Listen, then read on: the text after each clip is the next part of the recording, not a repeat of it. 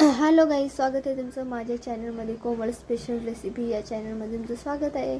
तर खूप खूप धन्यवाद तुमचे माझे व्हिडिओ बघता. तर इथे बघा झणझणीत शेवग्याच्या शेंगाची भाजी बनवलेली आहे, रस्सा भाजी. तर ती कशी बनवायची आहे ती तुम्हाला नक्की सांगते मी.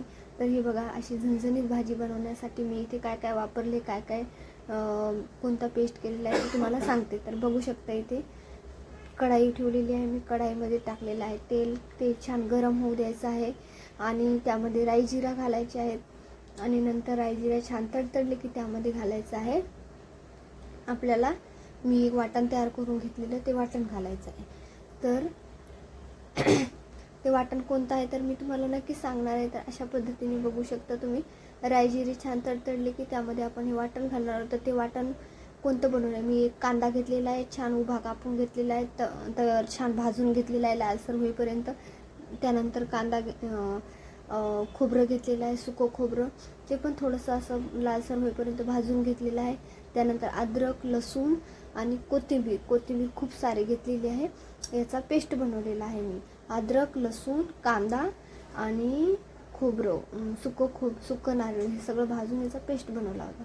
तर बघू शकता अशा पद्धतीने जिरे पण टाकले होते त्यामध्ये, पेस्ट कालवून, म्हणजे जे आपण हे बनवलं ना वाटण, त्यामध्ये जिरे पण घातलेले होते वाटणामध्ये. तर बघू शकता इथे मी आता हे छान तडतडलं आहे, यामध्ये टाकणार आहे मी हे वाटण तयार करून घेतलेलं. तर हे वाटण टाकून घ्यायचं आहे यामध्ये.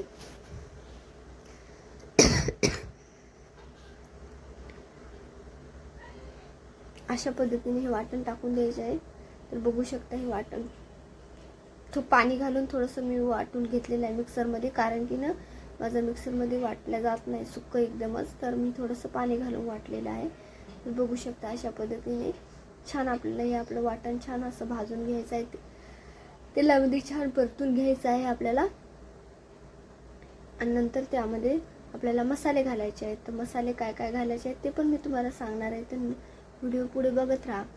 तर हे बघा, इथे अशा पद्धतीचं आपलं वाटण किती मस्त अशी बघू शकता. इथे झाकण लावून मिक्सरच्या चिटकलेलं आहे. तर ते मी अशा पद्धतीने काढून सगळं आपल्याला टाकायचं आहे. मिक्सरच्या भांड्याला धुवून पण टाकायचं आहे. थोडासा मसाला लागलेला असतो ना, त्याला पण वाटण लागलेलं असतं, ते पण धुवून घालायचं आहे. तर अशा पद्धतीने बघू शकता तुम्ही, इथे मी वाटण छान असं आपल्याला भाजून घ्यायचं आहे. छान असं मसाले पण घालून घ्यायचे आहे छानपैकी. तर मसाले काय काय घालायचे आहे ते पण मी तुम्हाला सांगणार आहे. ते सगळ्यात आधी अगोदर आपण यामध्ये पाणी घालणार आहोत. मिक्सरचं भांडं ना थोडंसं धुवून मी त्यामध्ये पाणी घालणार आहे. तर बघू शकता किती मस्त असा आपला मसाला दिसत आहे, छान असं वाटण दिसत आहे. आपण अगोदर पण भाजून घेतलेलं आहे ना, त्यामुळे जास्त तेवढं भाजायची गरज नाही. तर बघू शकता अशा पद्धतीने मी पाणी घातलेलं आहे यामध्ये. तर पाणी घातल्याच्या नंतर पुन्हा आपल्याला हे घट्ट करायचं आहे पूर्ण वाटण. तरी आता यामध्ये मी मसाले घालून घेते, कारण की ना हे वाटण भाजता शिजता ना आपले मसाले पण छान त्यामध्ये मिक्स होऊन जातील आणि छान शिजून जातील मसाले पण. तर त्यामध्ये आपण आता मसाले घालूया. तर बघू शकता इथे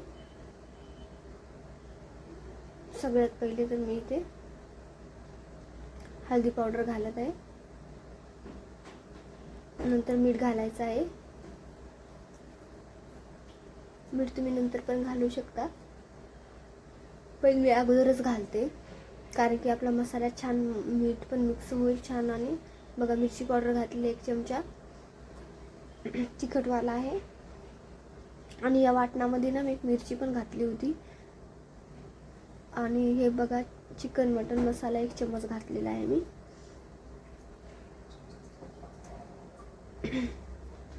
आता हे छान असं मिक्स करून घ्यायचं आहे आपल्याला.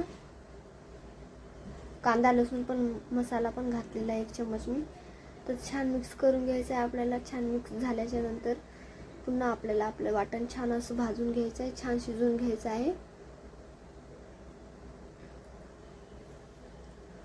तर बघू शकता इथे छान मिक्स झालेला आहे आपला. आता छान असं आपल्याला सुक्क होईपर्यंत असं एक जीव होत नाही तोपर्यंत आपल्याला हे वाटण असं भाजून घ्यायचं आहे छानपैकी.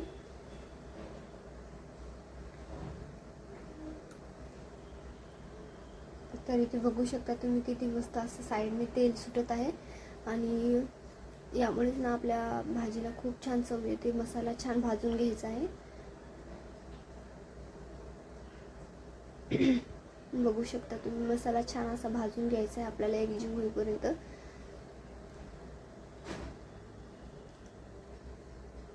पुन्हा शिजू द्यायचं आहे, मिक्स करत राहायचं आहे, नाही तर कढईला लागून जाईल मसाला.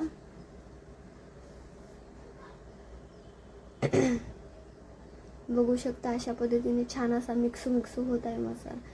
एकजीव झालेला आहे. जसं आपण चमच्याने फिरवतो तर एकजीव होत आहे ते. तर अशा पद्धतीने आपला मसाला पण छान भाजलेला आहे. समजून जायचं आहे असा एकजीव होते म्हणजे आपला मसाला छान भाजलेला आहे. तर बघू शकता आता अशा पद्धतीने इथे मी यामध्ये हे शेंगा घालणार आहे. शेवग्याच्या शेंगा मी अशा पद्धतीने कापून घेतलेल्या आहेत. तर हे शेंगा घालायचे आहेत. मी इथे 1/2 किलो शेंगा घेतलेल्या आहेत मी.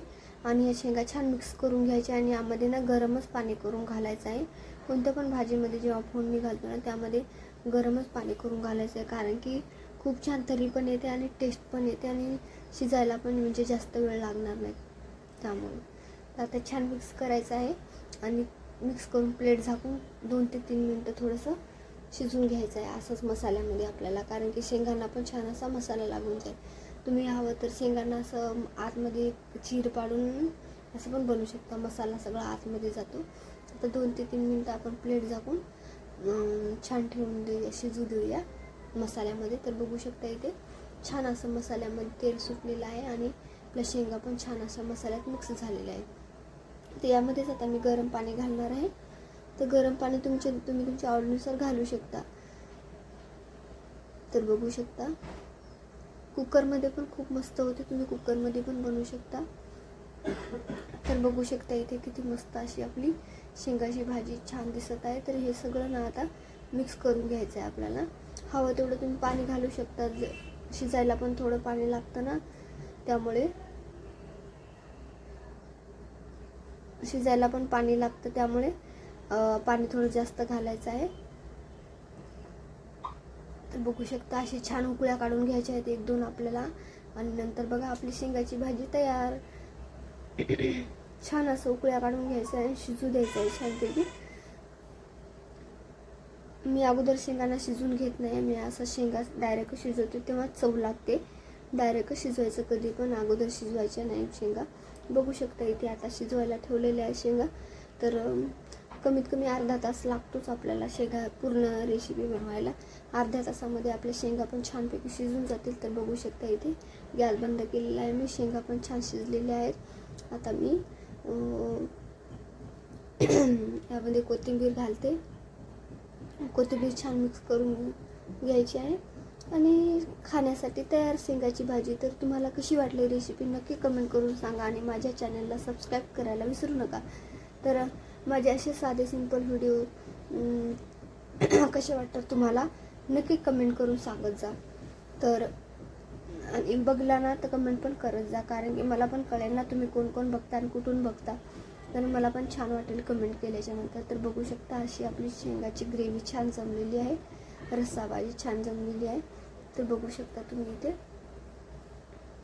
किती मस्त अशी आपली शेंगाची ग्रेव्ही तयार झालेली आहे. तर आता आपण खायला घेऊ शकतो आणि थंड झाल्याच्यानंतर.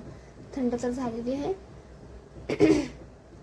तर बघू शकता इथे मस्त अशी आपली शेंगाची रस्सेदार भाजी तयार झालेली आहे. तर कुणाकुणाला ही रेसिपी आवडली त्यांनी नक्की चॅनलला सबस्क्राईब करा आणि लाईक करायला विसरू नका. तर चला तर मग बाय बाय. थँक्यू माझे व्हिडिओ बघितल्याबद्दल. धन्यवाद.